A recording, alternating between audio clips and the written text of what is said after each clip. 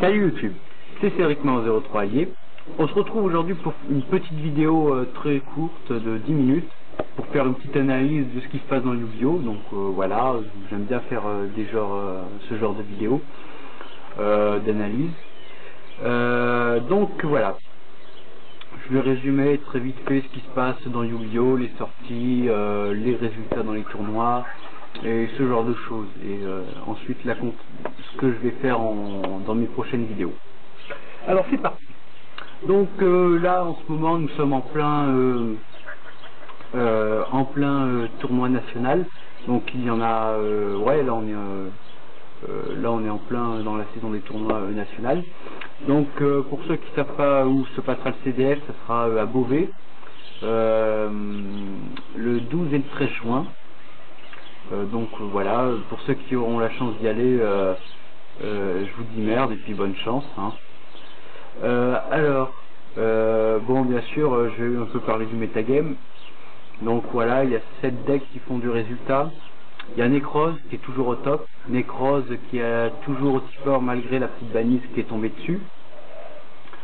Mais voilà, ça reste toujours high level. Voilà. Comment il s'appelle, Shadow avec les séparins étoiles, ça tourne très très bien, malgré que les séraphins coûtent un peu cher. Donc voilà, c'est les deux meilleurs decks, Necrose en premier. Ensuite, on a le deck, alors lui il a perdu un peu, c'est Burning Abyss. Alors Burning Abyss, il y a pas mal de supports de fusion qui sont sortis dans la dernière extension Crossover Soul. Voilà, je les vois pas trop dans les decklists, mais bon, Burning Abyss reste toujours dans le top du méta. Quatrième deck dans le metagame, c'est le deck, comment il s'appelle déjà, c'est le deck Satellite Knight qui tourne très très bien encore, avec la nouvelle Exise qui permet d'invoquer des monstres de rang 5 de l'extra deck, donc toujours très très bon. Cinquième position, Clifford.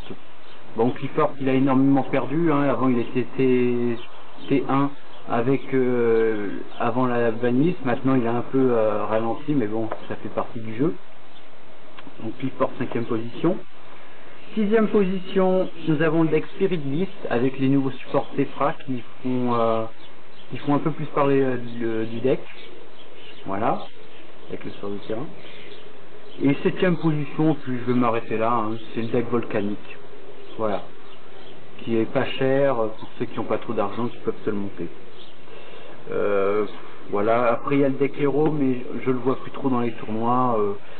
Ouais, voilà, c'est vraiment, il fait plus trop partie des meilleurs decks.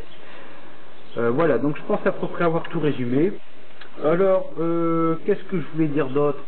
Bon, dans Crossover Soul, il y a eu pas mal de bonnes cartes, malgré que c'est pas une extension que je trouve géniale. Il y a eu la nouvelle Effect Veiler, pour résumer les bonnes cartes. La nouvelle Effect Veiler, le Galaxy Cyclone, la Jarre d'Avarice, et le Passer un tour, qui est un nouveau anti-méta, qui est aussi très très très bien. Voilà. Il va y avoir également plein d'extensions qui vont arriver là, donc je pense à la prochaine Star Pack 2015, le Hard 5, avec des rééditions pour les Sabres X, les Chevaliers Gemmes et les Constellars. Au mois de juillet, il va y avoir Dragon of Legend 2, avec beaucoup de support pour Red Eye. Donc voilà, je vais essayer de me monter le deck Red Eye, je verrai bien ce que ça va faire. Et puis il y aura également les cartes pour les dragons légendaires. Au mois d'août, il y aura Clash of Rebellion, l'extension avec plein de supports, un nouvel archétype, les High Knights, le Fernoïde qui va encore remonter dans le metagame, le comment il s'appelle, du Red Eye encore, et j'en ai oublié, et le deck, l'archétype Entermage ou Clone Blade, donc archétype de l'animé qui pourrait également faire parler de lui. Il y aura également un autre archétype plante, ce sera les Aromages, mais je pense pas trop qu'ils pourront faire parler d'eux parce que c'est, ouais voilà, je pense pas que c'est encore très fort. Mais Red Eye, il va y avoir plein de supports, il y a peut-être un truc à faire avec. Donc voilà. Au mois d'août, il y aura également les nouvelles Teambox 2015 avec Elder. Donc là, tout le monde l'attend. Lui, c'est une carte vraiment surpuissante. Voilà, pour ceux qui ne connaissent pas. C'est un monstre fusion de niveau 4. On l'invoque avec fusion instantanée. Et lorsqu'il est invoqué spécialement, on peut invoquer un monstre de niveau 4 de son cimetière. Donc très facilement poser une Exige. Donc voilà, c'est une carte qui est jouée partout au Japon. Aussi bien dans le deck du Swarm que dans le deck Mermaid. Donc voilà.